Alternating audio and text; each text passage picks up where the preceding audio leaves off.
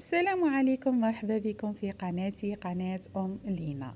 اليوم حضرت معاكم جراتان قنبلة في البن، وفي دقائق معدودة راح توجديه، وراح تضيفيه إلى قائمة الجراتان اللي عندك، واللي يكون مفرمج وبنين وقاع يبغوه. بالنسبة للمكونات كان عندي نصف صدر دجاج اللي طيبته في، درت شوية زيت شوية بصل رابي، وحطيت الدجاج قليت وزدت الحرور سكينة جبير والملح، وبعدها زدت الماء وبلعت عليه حتى ولات عندي صوص ثقيله. للإفادة حاولوا تنقصوا كمية الملح، لأنه كما نعرفوا عندنا الزيتون مالح والشامبينيون كذلك. بالنسبة للزيتون فيضته مرتين، وبعدها قطعته كما راكم تشوفوا دوائر، وزدته على الدجاج اللي كان عندي مقطع. الشامبينيون كذلك حمرته في شوية دهان. كما تعرفوا أنا دائما نعتمد الدهان اللي يكون موجداته قبل رمضان، ندير فيه المعدنوس والثوم، ونحاول أني كل ما نحتاج ناخذ منه كمية. حمرتها كما قلت لكم في شويه تاع دهان الشامبينيون، وبعدها زدت على الخليط.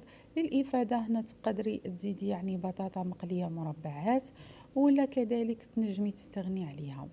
هنا هذيك الصوص اللي كانت عندي اعتمدت كمية منها، واعتمدت كذلك 3 حبات بيض. في نصف صدر دجاج كانت عندي 3 حبات بيض، وكانت عندي كمية من الصوص الثقيلة.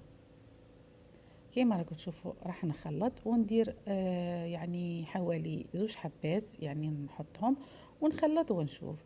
على حسب الكمية الدجاج اللي يكون عندك. احنا ماذا بينا يكون هذا الكراتان مشمخ، ما يكونش ناشف، باش يجيني هذاك التفرميج ويجي شباب ويجي معسل. كيما راكم تشوفوا حاولت نخلط الكل. انا شفت بلي الخليط كان خاصه شويه من الصوص، زدت له شويه صوص وزدت له وخلطت.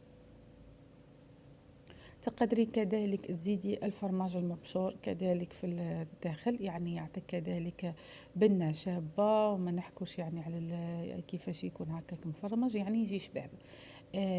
كما راكم تشوفوا خلطت الكل، وبعدها راح نجيب بلا غراتان تاع زجاج ولا حديد ولا اللي يكون عندك. اعتمدت ان بلا زجاج راح نحط فيه الخليط اللي عندي.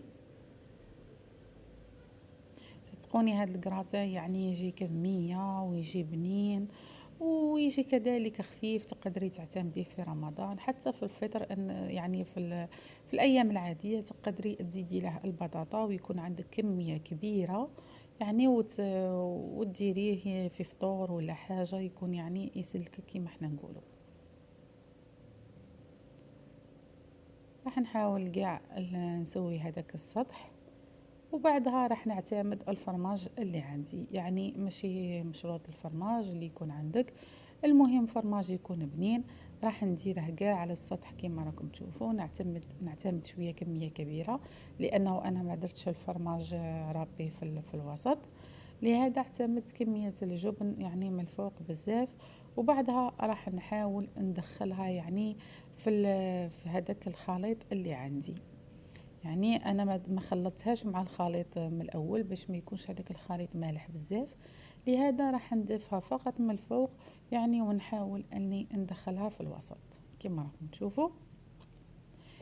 نعرفوا كيما كاع الفرماج كي نخلطوه يذوب الداخل ويزيد لنا الملح للاكل اللي عندنا، لهذا انا اعتمدته فقط من الفوق وحاولت ندخله كما كنت تشوفوا. كذلك في الطعم يجي شباب، في التقطيع في الطعم وكاع راح يبان شباب. بعدها انا كملت هذيك شويه تاع البيض اللي بقات لي، درتها على الوجه ودخلتها للفرن. طيبته من الاسفل فقط حتى اني شفت هذيك الصوص نشفت وتحمر في الجناب. وبعدها ضفت عليه الفرماج رابي، وكذلك توابل الكيري اللي كانوا عندي ضفتهم من الفوق. وكما راكم تشوفوا هنايا طاب عندي الكراتان، جا شباب وما داليش كميه الوقت بزاف، في 5 دقائق ولا اقل كنت حضرته كما راكم تشوفوا.